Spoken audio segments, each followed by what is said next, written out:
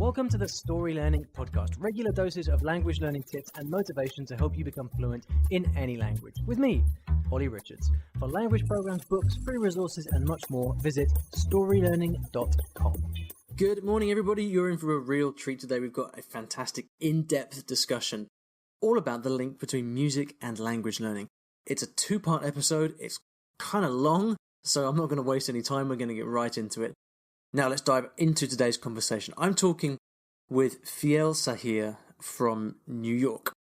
He is an accomplished musician. He's actually finishing off his music degree right now. And we talk about the much lauded link between music and language learning. Does having a musical background make you a better language learner? Is there any connection at all? It's super interesting, and I began the conversation by asking Fiel to talk a little bit about his background. My dad was a guitarist at some point in his life, and so that was always around the house. And being a child of immigrants, money to pay for music lessons is not exactly a priority. So my mom said, let's just take lessons with dad, and which wasn't easy, but it was a good thing in the end. And so that's how I got started with classical guitar. And somehow is that your main instrument, classical guitar? Yeah, classical guitar. Okay. And so that's where I'm at now. I finished my undergrad at the New England Conservatory in Boston, and now I'm in Germany studying over there. But going on with languages, they sort of tie in together because I have this love for people and different cultures just so much. And music and language are both part of the whole culture bubble, so to speak. And so when I was 10, I was in a car ride coming home from vacation with family and family friends. And we're Indonesian, and being an Asian American in the States is not very easy. You know, you get made fun of. And so I didn't want to be Asian per se. Is that just New York, or is it everywhere? Well, I would say a lot of the time there's tons of videos online of people complaining about their heritage online, which I want to help fix so that people can understand each other more. So I think it's pretty much across the board. Yeah, and especially with Indonesian, because one, nobody knows where Indonesia is, and they've never heard it before, so they automatically see my face and think I'm Chinese, which ethnically I am. I'm the 6th generation outside of China, but as a kid being raised in a household that speaks Indonesian, you don't want to be labeled as such. And so we're in this car ride, and it was really boring. It's only 2 hours, but as a 10-year-old, it's, are we there yet? Are we there yet?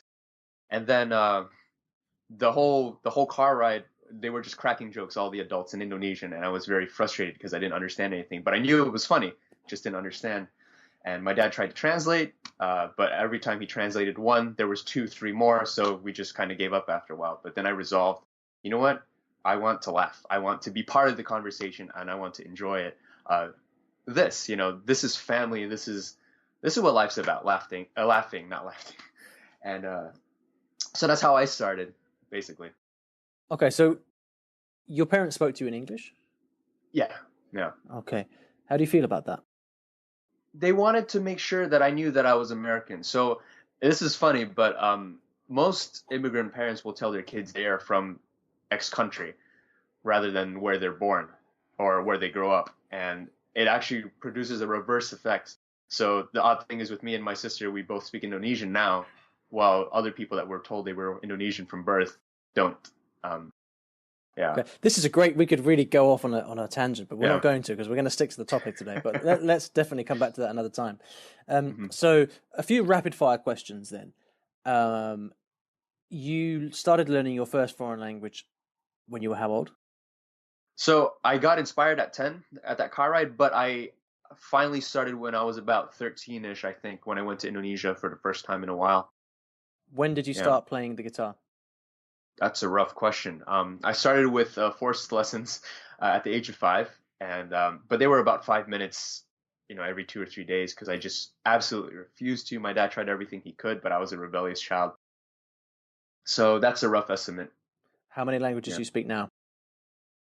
Depends on who you're talking to. I would say a basis of 5 that I can totally converse in and be fluent in. I do speak a little bit of Dutch and Portuguese, and I'm working on Italian using Benny Lewis's book, which I think is great. Okay, Yeah. and so the 5 languages that you're comfortable in are English, obviously, Indonesian. Mm-hmm. French, German, and Spanish. Okay, cool. A lot of similarities with my story there, actually, apart from the mixed heritage thing. Mm-hmm. I'm kind of white British, like through and through. There's nothing wrong with that. Well, it's a bit boring, but but yeah, it is what it is, right? Right. And so in terms of music, so my main instrument is piano, and I started playing piano when I was 6, and I had lessons pretty much every week for my whole childhood. Wanted to give up many times, went through periods of hating it. My mum forced me to continue. Very glad she did. I was learning classical piano, right? But then when I was 16, I discovered jazz. Right. And I kind of went crazy about jazz, and then ended up going to music college. I went to a conservatoire in London to study jazz piano. Which one? The Guildhall School of Music. Okay, yeah. And drama. Well known. Yeah. So I did a jazz piano degree there for 4 years, and then went off and played professionally for quite a few years after that. And then the music gradually died away for me as I discovered various things. We'll get into that later. So now are you still studying, or do you play professionally, or? Yeah, so I'm doing my master's right now, but it's kind of a rough spot because I'm trying to build a blog currently, and because I just kind of, I mean, if my friends heard me say this, they'd probably shoot me, but I feel that classical music in and of itself is very limiting. It's a very niche audience, and it doesn't impact the world. And I forgot who said it. Oh, I think, what's his name? Makoto Fujimura, this Japanese painter based in the New York metro area. He said, art is beautiful, but it's not necessary, and that's what makes it beautiful. And so, as great as music is, I'm kind of leaving that, just like you did, to kind of inspire people and speak in a language they do speak, which is unfortunately not music. Sure. Yeah. I guess the major difference there in our 2 stories, because we both started playing music about the same time, both at our parents' behest. I think the guitar's a little bit different because the guitar physically is extremely challenging for young kids, whereas the piano is not. You just have to kind of press a key and you get a sound. With the guitar, because I also play the guitar and I taught guitar for a while as well. The precision and the muscle strength you need in your fingers of both hands is really tough. And typically, I think that you don't tend to start playing the guitar as a child until quite a bit later. Right? It's a bit like singing. I mean, most professional guitarists I know, they started when they were kind of maybe 10. Not that young compared to a lot of others. So the major difference with us then is that my language learning started when I was 19. I really didn't, because I grew up in an environment with no foreign languages at all, other than the odd kind of family trip to France, where we would all kind of massacre ordering the baguettes every morning. I had no exposure to languages at all, so it all happened all of a sudden for me, and I had to kind of not only discover how to learn languages, but also why to learn languages. I guess you had a pretty solid reason, pretty clear reason from an early age, didn't you? So okay. So we're talking about music and languages, and it's interesting that you already feel that you're moving away from music and towards languages. I mean, that's certainly what happened to me as well, although it took a lot longer for me. I really wasn't sure what I was doing for a long time. I'd always been learning languages since I was 19, but it took me quite a long time to come to the realization that actually, this musician's lifestyle is not really for me. But one of the things that I'm always very aware of when I'm learning languages and doing all kinds of things actually is my musical background. Like, I still remember very clearly what life as a student musician was like, and the amount of time that we would spend practicing, the amount of time spent performing and rehearsing the performance and all these things. I still have that memory is always there whenever I take on any kind of difficult task, such as learning a language. So maybe, like, by way of starting off this discussion then, let me ask you, would your language learning have been different if you hadn't had any music in your life? Okay. So for starters, I would say I'm a very non-disciplined person. Um, and I'm always looking for the easiest way out of things, I think, in general. Even with Italian right now, I'm just using Benny's book and maybe listening to a few podcasts and things, but I'm not putting as much effort as one should. And the thing is with musicians, as you know, Ollie, practicing 5 hours a day is actually not enough. And people look at us and go, "How do you do that?" Yeah. But we say, "No, it's just not enough." And that's when we learn all these techniques like chunking, which we can talk about now or later, that help us just effectively and efficiently use our time rather than just doing something from beginning to end, which I think many musicians do. And those tend to be ones that don't go far because they spend so much time playing their repertoire over and over. And same for language learners. They feel that as long as they've gone over a dialogue from beginning to end 20 times a day, it'll stick in their brain. But the truth is they have to play with it. They have to, kind of shape how they practice, quote unquote. Yeah. Well, let's talk about that because, like, to my mind, this is one of the major connections between music and languages, and it's often, I think, when people ask this question, like, how has being a musician helped your language learning? I think most of the time what people have in their mind is like accent and Right. and your ear, but actually, I mean, I'm sure that helps, but one of the main things that I feel I've got from music is exactly what you just mentioned, which is the experience of practicing. So you talked about chunking, you talked about 5 hours a day, which for most people doing anything is a crazy amount of time, right? Right. Unless it's work. Right. So talk more about that, about the role of practice, or what you learned from practice and chunking, as you put it, and how that relates to language learning. Okay. So I've noticed a lot of people in the language learning community in general, when they hear the word music, they equate it to song. And that's something I think we both agree on is not actually what music is. And so what I try to do personally is to try and make people realize that it's about using musical techniques. Learn from the musicians themselves, not what they produce. Why do you say music isn't song, or song isn't music? It is, but because I know what you're getting at here. I know what you're Yeah. getting at, but I'd like you to expand on that. Right. It's not limited to songs. So when people think of music, they can name songs off the top of their head. But music is a culture. Music is a time and space. Like 200 years ago, whatever it may be, a person from Germany, let's say Bach, walking around. It's more than just, let's say, Rihanna's new hit or something like that, which I don't know what it is, but because when musicians talk about music, we will ask further what composers you play, which era is your favorite? Do you like Renaissance? Do you like classical? Do you like romantic? But for most people, music is as of the past 3 years. Anything beyond that is old. So you're talking about the role of music in popular culture, I guess, right? Yeah. Yeah. Okay. Sorry. Yeah. So okay, going back to what you were saying before. No problem. So what I advocate is something I call stealing from musicians in the sense just what art really is not looking only at what your profession has, but what everyone else has as well. And so that's my encouragement to language learners is that they would look at the way we practice, which we can equate to study, look at the way we have technique, which we can equate somewhat to accent reduction, music theory, knowledge can be grammar, ear training can be vocabulary, and those are interchangeable. You want me to go on from there, or? Yeah, there's a lot of stuff there. I mean, so you mentioned the amount of practice that you do in a day and how you'd use techniques like chunking to actually make that effective. So, right.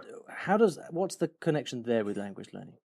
Okay, so let's take out the guitar for a second, and let's say you have a passage. So I think number one thing is when people try to learn a language, they go, "Oh my God, I have to learn French." Benny talks about this all the time. Don't think I have to learn X language. Think about today I want to order a cup of coffee, or tomorrow I want to go to the grocery store.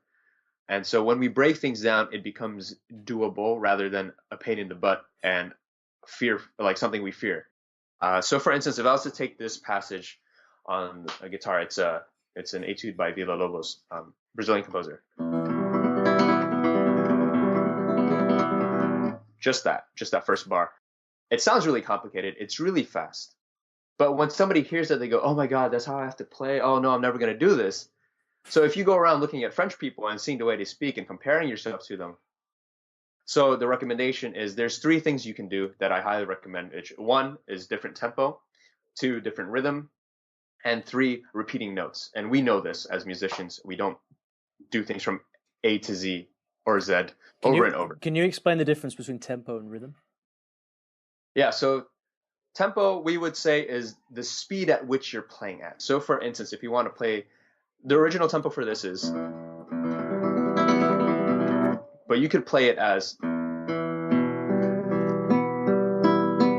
just to slow it down so that you can digest what you're doing as you are playing rather than mindlessly practicing.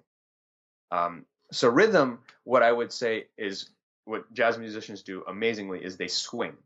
So for instance, if I was to practice this, I would go.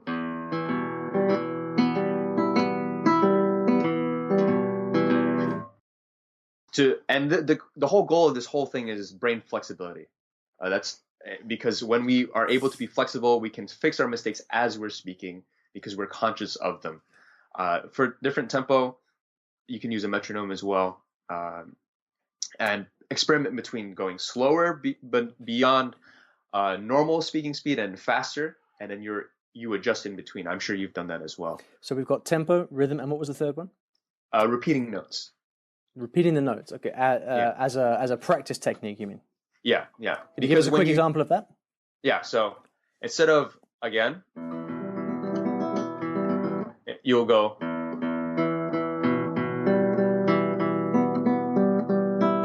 So if I were to do it in English, let's do it in English in a language everyone understands. Is a different tempo would be saying, "Hello, my name is Olly Richards." So speak whale. Think of Nemo. Speak whale. A rhythm, you could say, "Hi, my name is Olly Richards." Put a beat on it, and then you just go on from there. Or you can go opposite. Instead of going, "Hi, my name is," you can go, "Hi, my name is Olly Richards."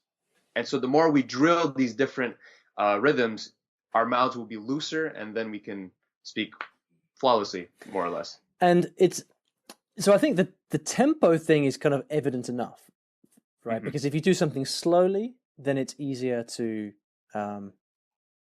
follow what's going on. Right. The point about rhythm is an interesting one, because as I understand it, and as I used to practice as well, music that is, when you put stuff in a different rhythm, when you play around with it, and tell me if I'm following you here or not, but as I understand it, by playing around with rhythm and actually practicing things in a way that aren't correct, but you're just experimenting with a different rhythm, what you're doing is you're kind of creating a bit of flexibility for yourself. You're teaching yourself to manipulate the passage of music that you're actually practicing, which makes you more confident with it at the end. Exactly. Is that what you're saying? Yeah, because as we know, when we meet our first person to have our conversation with in X language, target language, we freak out, we get unsettled, we get nervous beforehand, and the same thing happens when you go on stage. We have stage fright, and so when you practice things differently, what you're doing is practicing essentially mistakes that could potentially happen on stage, that your brain will have already rehearsed, and thus you can go back and spring to how you're supposed to play. Right. And this is, I guess, exactly what Rachmaninoff was getting at when he said that in order to truly know a piece for the piano, you have to be able to play the right hand part with the left hand and the left hand part with the right hand equally well.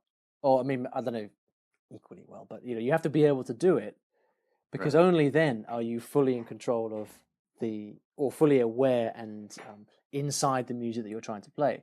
Not that you would ever play the left hand part with the right hand, but it's the fact of learning to do that takes you from a point of only kind of having a surface level knowledge of something to the point where you know it so deeply that you could be in the middle of a performance on a piano in a concert hall in front of 2,000 people.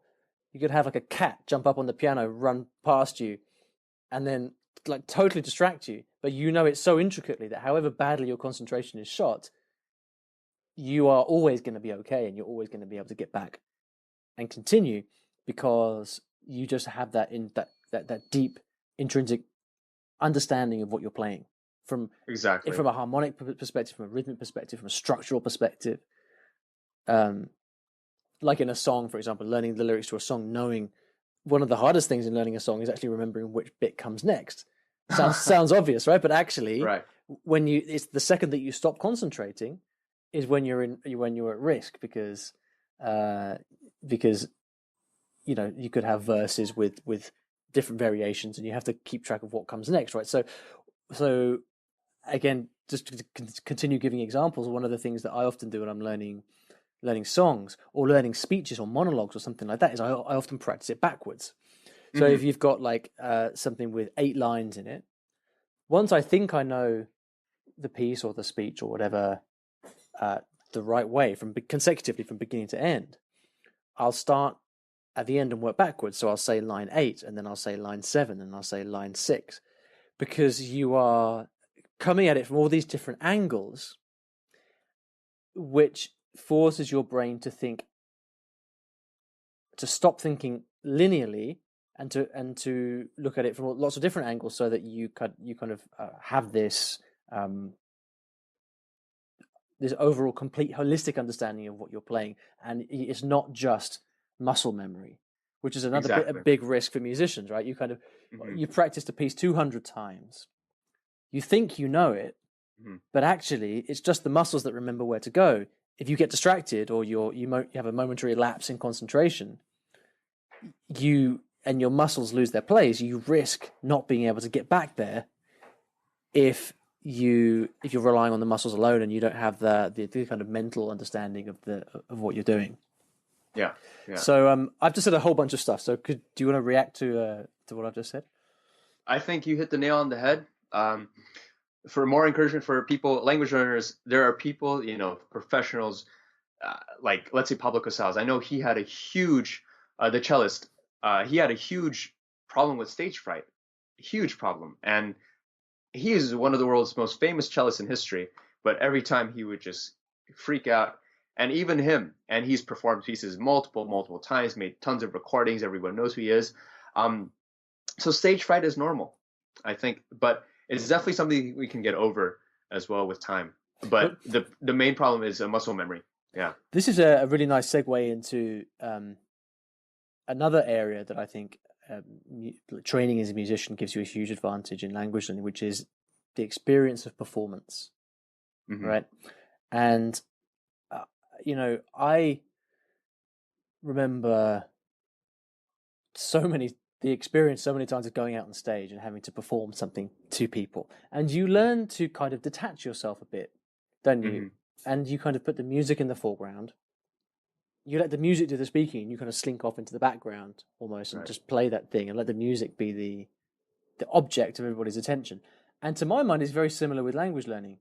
When you approach someone, you start speaking to someone, I find that if I practice and I'm good at the language and what I'm about to say, then I find that I can kind of introduce myself in this other language, and let the language do the talking, as it were, so that I don't feel necessarily too embarrassed or too self-conscious being in that position, trying to speak this other language, because I think because of the training of playing music in public. So have you noticed anything similar in that respect? Oh yeah. There's something what I call the various stages of filtration, in order to help us get over our stage fright, because each time, so if we were, stage 1 is basically us in our room.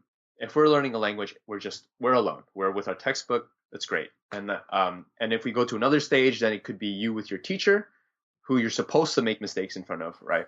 And you meet them every week. Let's say if you're a musician or doing italki or something, sponsor of the show.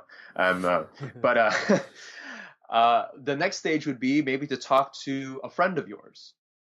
That might be a bit uncomfortable, but at least it's somebody familiar.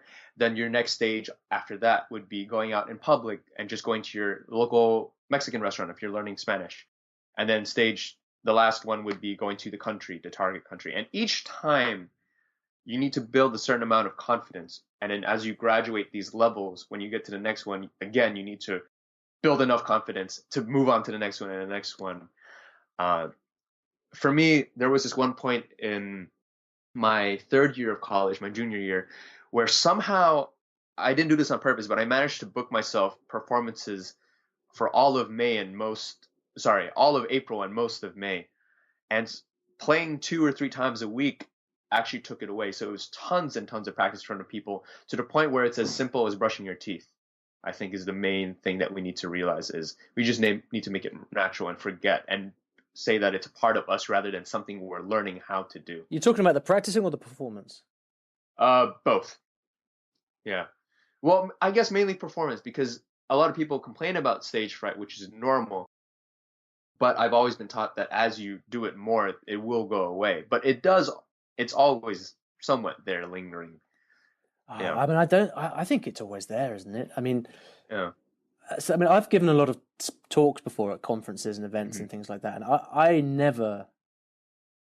I will always get nervous before I get up and give a talk. Always. Oh, no, that's for sure. No matter how well prepared I am, you know, the only difference is I kind of learned to embrace it, I think. And I learned to kind of feed off the nervousness and use that to create some buzz. And I think the same is true with music. I mean, I guess the thing that I'm thinking at this point is that here's the thing. If we take classical music as a comparison, with classical music, you might take the Villa-Lobos piece, for example, that you just played before. How many hours would you say in total you spent practicing that piece? Ballpark. Oh, man, I have no idea. But we're talking hundreds, right? Yeah, at least. Many hundreds, if not thousands of hours practicing that piece, because it's a beast, that one. I think I tried to play that, but I was never good enough to play that on the guitar. So here's the difference. Like, in this case, you're spending all this time practicing this one piece. It's the same notes over and over again. The notes don't change. Never. Right. But with language learning, it's not the same animal, right? Because the words do change. The grammar does change. The stuff that you say does change. So in the sense that when we come to speak a language with people, you never know what's going to happen. How do you reconcile the difference between learning one piece of music and then learning to prepare for the unknown, which is what speaking a language always is? How indeed. On that note, on that particular cliffhanger, I will leave you to hear the rest of our conversation. Check back in the next episode where we will carry on and talk more about this topic. If you can't wait and you're impatient, you can find the complete video on my YouTube channel. We recorded the video for this as well. Head over to YouTube, type in Olly Richards, and you will find the recording. Also, if you'd like to read more in-depth thoughts about music and language learning, I've recently written a big blog post about this where I cover a lot of the my main ideas about music and language learning. I'm going to put a link to that in the show notes. So if you'd like to read that, or you'd like to comment on anything you've heard today, or leave a message for Fiel, you can go to iwillteachyourlanguage.com/episode 180. Thank you so much for listening, and I'll see you back in the next episode of the podcast. Thanks for listening to today's episode. And here at Story Learning, everything that I do is powered by stories, whether that's writing books, teaching lessons, crafting courses.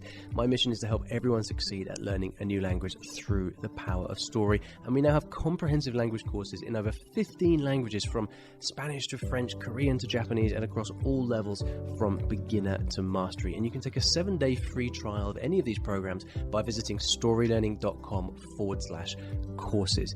I've poured my heart and soul into creating these courses over the last 10 or so years, and we've helped tens of thousands of new students achieve their dreams of learning a new language, all through the power of story. So go ahead and take a free trial. There's no commitment. You can try out our method for free. See if this can also be the breakthrough for you that it's been for so many other people. storylearning.com/courses.